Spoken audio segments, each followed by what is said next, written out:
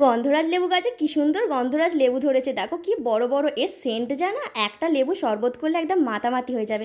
গাছ ভর্তি ফুল, বাপের বাড়ি এত গাছপালা যে তোমাদের দেখিয়ে শেষ করতে পারবো না। দেখো আমাদের পুরনো ঘরের চালে কত সুন্দর লকলকে লাউ শাক হয়েছে। লাউ শাক কিন্তু খেতে দারুণ লাগে, লাউ শাকের ফুলও হয়েছে, তার মানে লাউও ধরবে।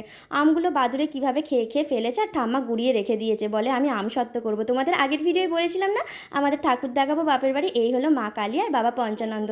ঠাম্মাই পুজো অর্চনা করে, ঠিক খুব একটা পরিষ্কার টরিষ্কার করতে পারে না। দেখো আমি তোমাদের ঠাকুরটা দেখিয়ে দিচ্ছি, এই যে হাড়ের সেটটা। আরে আমি এইগুলো কিনে টিনে দিই ঠাম্মাকে। ঠাম্মা আমাকে বলে এটা কিনে দিবি তো, এটা কিনে দিবি তো, আমি দিয়ে আসি।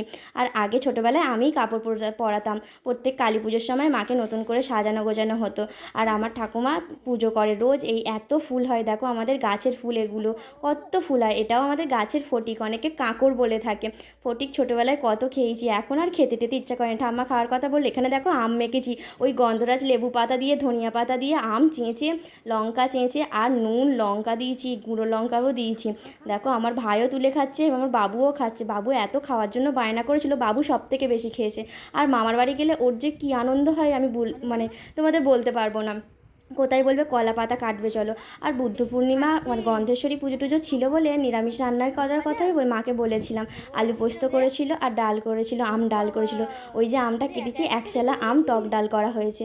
বাবু আমাকে আবার ডিমের পেটি দেখে বলছে আমাকে একটা ডিম ভেজে দেবে দিদা, তো ওর জন্য একটা ডিম ভাজা করে দিয়েছিল। দেখো কি সুন্দর একা হাতে তুলে খাচ্ছে। আর আমার বাড়িতে ওকে খাইয়ে দিলে তবেই খায়, আবার দুষ্টুটা হাসতে হাসতে খাচ্ছে, দেখেছো। ওর জন্য আবার সেই জঙ্গলে গিয়ে আমাকে কলা গাছ থেকে কলা পাতা কেটে নিয়ে আসতে হয়। তাড়াতাড়ি চলে এসেছিলাম, টিউশনি পড়ানো ছিল বলে 4:30 বাজতে বাড়ি ফিরে গেছি বাপের বাড়ি থেকে। মায়ের শরীরটা খুব খারাপ ছিল বলে একটু কাজকাম করতে গিয়েছিলাম আর কি। আর এখানে দেখো দুটো আমার পাড়ার ননদ এসেছিলো, তাদের প্রজেক্টের ব্যাপার ছিল, কতদিন পর আবার প্রজেক্টে আমি আবার হাত দিলাম। তো ওটা একটা হোলি স্পেশাল একটা লেটার লেখার জন্য আমার কাছে এসেছিলো, তো আমি এই লেটারটা লিখে দিচ্ছি। দেখো কতদিন পর আমি প্রজেক্ট করছি, আমার না সেই স্কুল লাইফের কথা মনে পড়ে যাচ্ছে। আমার অনেক এমন বন্ধু আছে যে যাদের প্রজেক্ট আমি করে দিয়েছি, তারা যদি এই ভিডিওটা দেখে থাকে তারাও নিশ্চয়ই বুঝতে পারবে। মানে আমি সত্যি কথা বলছি না মিথ্যে কথা বলছি, অনেক বন্ধু আছে আমি যাদের প্রজেক্ট করে দিয়েছি।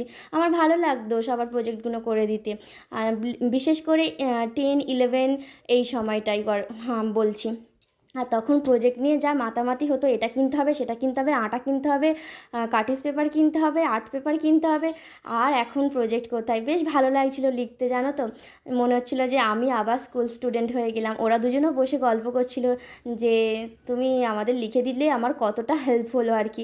তা লিখতে লিখতে এত গল্প করছিলাম, দু এক জায়গায় একটু গন্ডগোলও হয়ে গেছে। আমি বলছি তোরা এত মাথা গন্ডগোল করিস না। তো যাই হোক, আবার রাতে রান্নাবান্নাও করে নিলাম, একটু রুটি আর ঘুগনি করে নিলাম। আর বাবুকে খাইয়ে দাইয়ে পরিয়ে টরিয়ে আমি বললাম বাবু তুমি ঘুমাও, আমি একটু ফোনে লাইভ করি। আমি রোজই প্রায় লাইভ করি। আর তোমরা যেসব বন্ধুরা আমার পেজটাকে ফলো করোনি বা সাবস্ক্রাইব করোনি, অবশ্যই সাবস্ক্রাইব বা ফলো করে দিও। আমার ফেসবুকে আইডি মধুমিতা কর্মকার, আর ইউটিউবেও মধুমিতা কর্মকার চ্যানেল আমার আছে। তোমরা যারা যারা দেখোনি অবশ্যই দেখো আর লাইক করো আমার ভিডিওগুলোতে। অবশ্যই অবশ্যই করে ভালো করে লাইক করবে, কমেন্ট করবে, তাহলে আমাদের ভিডিও করতে আরও ভালো লাগবে। তো আমি বেশিক্ষণ মানে বেশি ভিডিও করতেও ভুলে গেছি। বাপের বাড়ি গিয়ে সারাদিনের বেশি ব্লগ করা হয় না, কারণ বাপের বাড়ি গিয়ে এত মজা, এত আনন্দ, এত হইচই করতে হয়, এখানে সেখানে গল্প গুজব, কথাবার্তা, খাওয়া দাওয়া, আম পাড়া, এ বাগান সে বাগান করতে করতে সময় চলে যায়। মনে হয় না যে ফোনটা নিয়ে হাতে হাতে ঘুরে ভিডিও করি। ঠাম্মা আছে, তার দেখভাল করা। আমি গেলে আমার ঠাম্মা আমার মাও খুব খুশি হয়, জানো তো, যে তারাও অনেক গল্প করতে পারে, একা একা থাকে কি না। আর আমি গেলে পুরো পাড়া মাতিয়ে রাখি। তো আমার ভিডিওগুলো তোমাদের কেমন লাগে অবশ্যই কমেন্ট করে বলো। তখন বাজে রাত 10:30, আমার প্রজেক্ট কমপ্লিট, তোমাদের সঙ্গেও শেয়ার করে দিলাম, ওরাই করে দিয়েছিল। তো ভালো লাগলে অবশ্যই লাইক করো।